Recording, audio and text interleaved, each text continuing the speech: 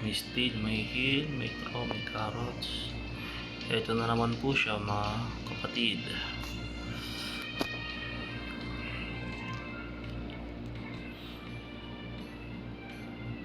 Wala na magagawa dito kundi kakain na siya.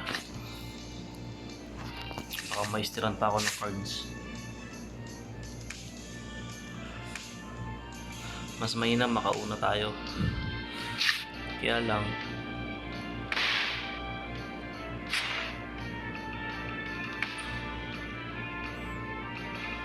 so ang cards niya sa next apat.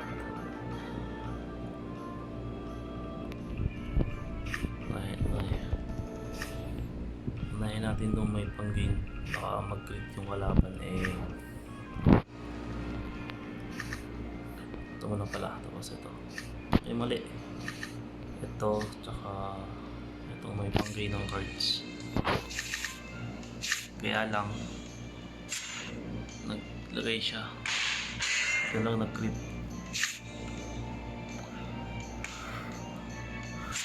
Yun lang. Naglagay din siya ng pang ano.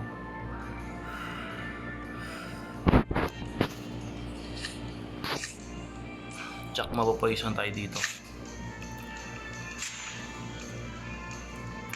Buti hindi wala siya nun.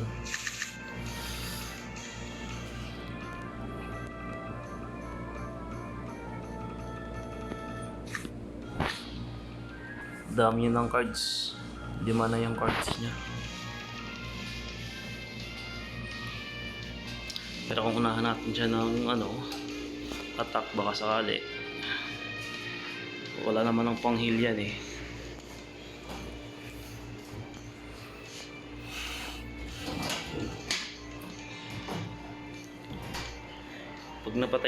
Pag na-crit natin to, malaki na pag-asa kasi konti lang buhay niya na yan. Konti lang ang buhay niya beast, pero kasi galing. Kaya lang patay yung beast natin dito.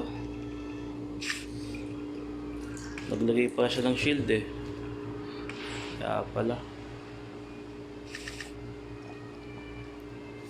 Pero try natin dito. Dalawa na ito.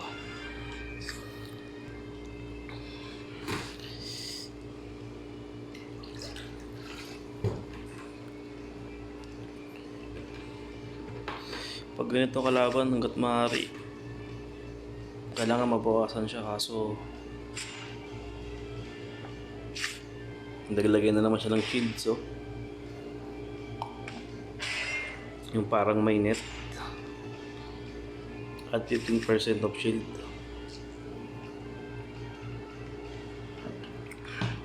Wala na, slim na yung chances natin dito. Galing.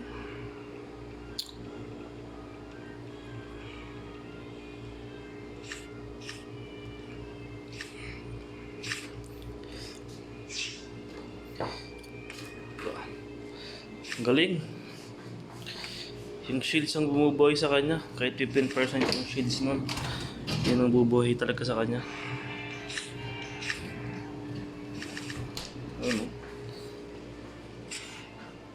Ilang rounds yun? 2?